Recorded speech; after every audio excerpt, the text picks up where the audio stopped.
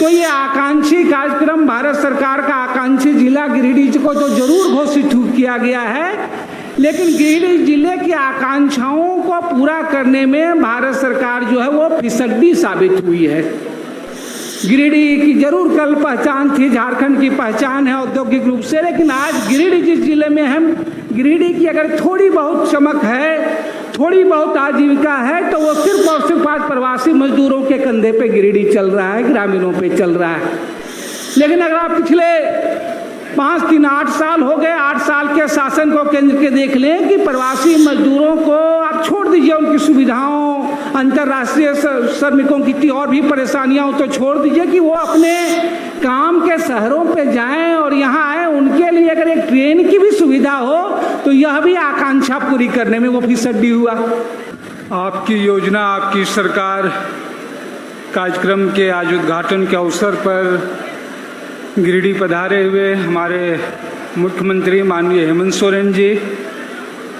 इस मौके को विशिष्ट बनाने के लिए यहाँ उपस्थित ग्रामीण विकास मंत्री आलमगीर आलम जी, श्रम मंत्री सत्यानंद भोक्ता जी, यहाँ से विधायक हमारे साथी सरफराज अहमद जी, साथी सुदीप कुमार सोनू जी, मंच पे उपस्थित जिला परिषद नगर पंचायत के प्रतिनिधिगण,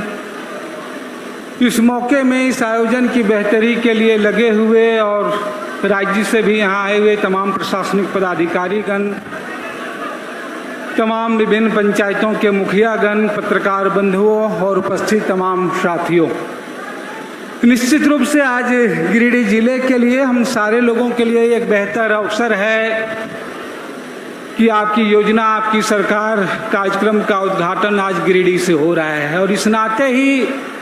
हम सबकी उम्मीदें भी ज़्यादा बढ़ी हैं। मैं सिर्फ 2 बात कहना चाहूँगा कि निश्चित रूप से पिछले साल भर पहले जब यह कार्यक्रम आयोजन किया गया, पंचायतों में तमाम प्रशासनिक अधिकारी हुई, लोगों की उम्मीदें बढ़ी। सिर्फ उम्मीदें ही नहीं बढ़ी, बल्कि खास करके हम लोगों ने देखा जो सरकार के द्वारा जो यूनिवर्सल पेंशन है, राशन कार्ड है, जिसमें राज्य सरकार के द्वारा उन तमाम लोगों के लिए जो केंद्र की योजनाओं से वंचित हैं, ग्रीन कार्ड हैं, वो सारे चीज़ें एक हद तक लाभ भी हुए। लेकिन जब हम फिर से 1 साल बाद इसको नई ऊंचाइयों पर शुरुआत करना चाह रहे हैं, ले जाना चाह रहे हैं, तो यह आयोजन और बेहतर तरीके से हो, इसके लिए मैं 1-2 बातों को सिर्फ रेखांकित करना चाहूँगा पिछले अनुभवों से, कि तमाम यहाँ पंचायतों के मुखियागण भी हैं, कि सबसे ज़्यादा ज़रूरी है कि जो भी आवेदक आए हैं, पंचायतों में आ रहे हैं, आवेदन दे रहे हैं, तो उनको एक पावती का रसीद वो ज़रूर दें। हम लोगों ने बाद में देखा कि जहाँ जिन लोगों पे नहीं हो पाया, कुछ जगहों पे दिया गया,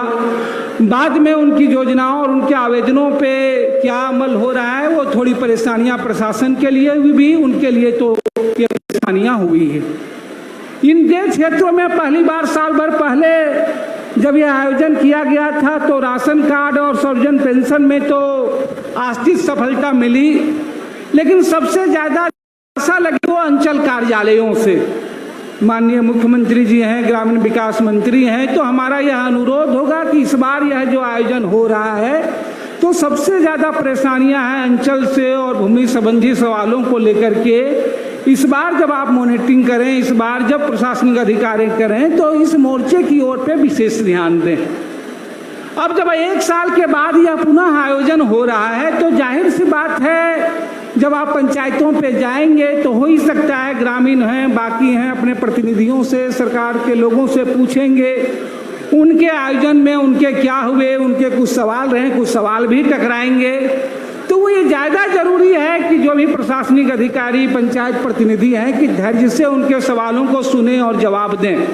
पिछली बार तो घटनाएं हुई छोटी, उससे भी सबक लेने की ज़रूरत है कि अगर कोई ब्लॉक से अधिकारी जा रहे हैं तो जाहिर सी बात है, जब आप पंचायत में जा रहे हैं तो अपेक्षाएं बढ़ रही हैं, वो ज़्यादा बढ़ के सवाल करेंगे।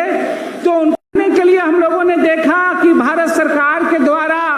गिरिडीह जिले को आकांक्षी जिला घोषित किया गया है।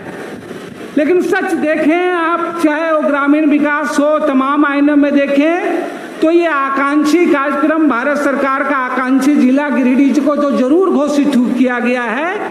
लेकिन गिरिडीह जिले की आकांक्षाओं को पूरा करने में भारत सरकार जो है वो फिसड्डी साबित हुई है। गिरिडीह की जरूर कल पहचान थी, झारखंड की पहचान है औद्योगिक रूप से, लेकिन आज गिरिडीह जिस जिले में हम गिरिडीह की अगर थोड़ी बहुत चमक है, थोड़ी बहुत आजीविका है, तो वो सिर्फ और सिर्फ आज प्रवासी मजदूरों के कंधे पे गिरिडीह चल रहा है, ग्रामीणों पे चल रहा है। लेकिन अगर आप पिछले 8 साल हो गए, 8 साल के शासन को केंद्र के देख लें कि प्रवासी मजदूरों को आप छोड़ दीजिए, उनकी सुविधाओं, अंतर्राष्ट्रीय श्रमिकों की और भी परेशानियां तो छोड़ दीजिए कि वो अपने काम के शहरों पे जाएं और यहाँ आए, उनके लिए अगर एक ट्रेन की भी सुविधा हो तो यह भी आकांक्षा पूरी करने में वो फिसड्डी हुआ।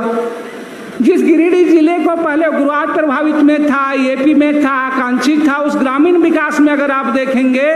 तो हम लोगों ने देखा कि गिरिडीह के आज आज़ादी के जब 75 साल मनाए जा रहे थे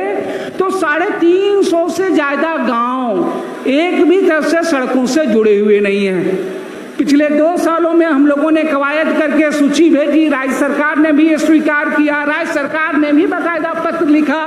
कि भाई प्रधानमंत्री ग्राम सड़क योजना की जो 40% राशि है हम देने के लिए तैयार है, आप दें। लेकिन पिछले 8 सालों में 8 भी जो है नई सड़क नए गांव की जो है वो नहीं जोड़ी गई गिरिडीह जिले के। यह आकांक्षी योजना इस रूप में भी जो है वो फिसड्डी हुआ।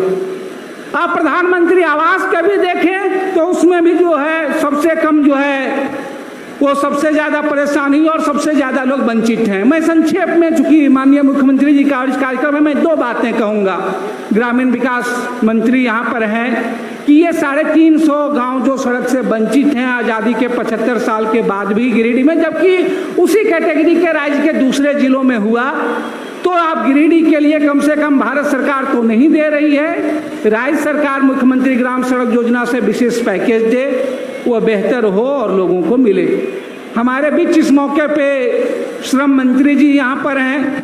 प्रवासी मजदूरों के क्षेत्र में सरकार ने निश्चित रूप से कई बेहतर काम किए हैं, लेकिन अभी भी चूंकि इतनी बड़ी आबादी आती है तो जो लोग बीमार की वजह से, कई अन्य वजहों से अगर मौत हो जाती है राज्य से बाहर,